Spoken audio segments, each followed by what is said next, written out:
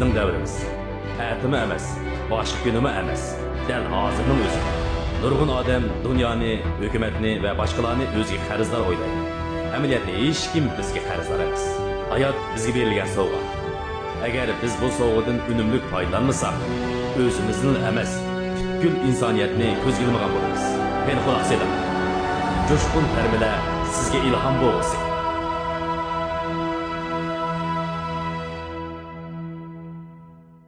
Mazkur videoni Xinjiang tasavvur to'r texnik cheklik shirkati alohida qo'llagan. Sen kim bo'lganliging va qanday fikr qilganliging sababli hozirgi turmushingda ba'zi narsalarga erisholmay qolgan. Demak, o'g'lim sen davomlashtirish uchun cho'qim bir sabab tepishing kerak. Sababini tepib qolgan chig'ingdala, ondan vujudingda arzu-armonlaringni amalga oshira olgudek kuch-qudratning borligini tanib yetsan. Har bir inson o'z turmushidan qiyinchiliklarni yengishga turtki bo'la oladigan ma'lum narsalarni topa oladi. Faqat o bilan mahkam bog'lasizlar. Qiyinchiliklarni yengin. Onun jang e'lon qil. Jabri jafo va kulfatlar hamma odamning beshiga keladi. Faqat qaysar kishilar bulardan omon qola oladi.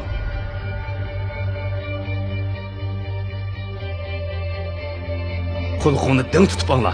Sen hozir turmushingda to'salg'ular bilan tirkishyapsan. Amaliyot bo'lsa ular seni turmushning yana bir yuqori pallasiga olib chiqmoqchi. Sen qiynalavyapsan, tirkishyapsan. Boshqalar oldida o'z turmushingdan og'rinyapsan.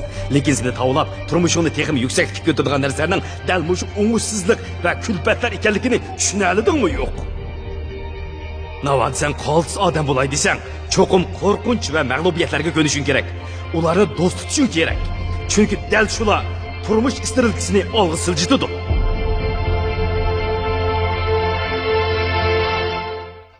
Lekin kishilar muvaffaqiyat qozonganlarning muvaffaqiyat qozonishidagi sabab ularning tirishqonligi ekanligini, ular har kuni to'xtamay tirishqashqilar haqdan farqli bo'la olganligini unutib kelishdi. Muvaffaqiyat issiq sovuqni, baldur yoki keyin turg'uningni, arg'on harmag'ingni ko'maydi. Faqat tirishmaganligingni ko'radi. Boshqalar sen erishmoqchi bo'lganlarga erishish uchun harakat qilayotgan chog'da sen bekor yurding. Asli hayotdagi har bir fursat sening eng oxirgi fursating edi. Sen faqat eg'izingda qo'lga keltirman desang hisob emas. Videoni ko'rgandan keyin erishmoqchi bo'lganlarimga oson erishman deyish kichik bolalarga yarashadi. Lekin hozir harakat o'tadigan vaqti keldi. Quyosh ko'tarilganda barliq kitoblaringni va barliq lentalaringni olib, butun kuching bilan harakat o'tadigan vaqting bo'ldi. Navada qilayotganingni qilmoq oson bo'lsa, hamma odam shuni qilgan bo'ladi.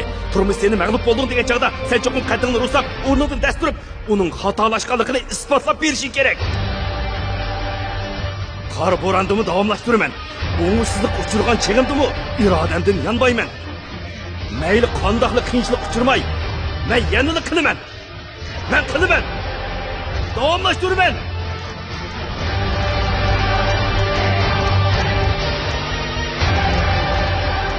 Haqiqiy azimatlarning erishmoqchi o'g'ini medal emas. Ularga haqiqiy kerak bo'lgani kurash qilish. Mana bu ularning hayotining ma'nosi. Ular faqat kurash qilish uchun yashaydi. Kurash ularning borligi.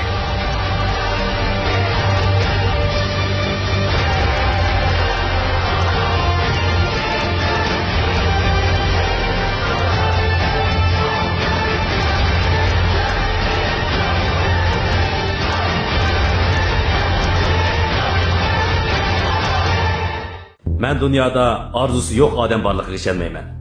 Muvaffaqiyat to'g'ri nishon va orzuga ega tirishchan kishilarga mansub. Ikkilanmang, bal qo'yib o'tmang. Har qanday ishga cho'qim bir amal bor.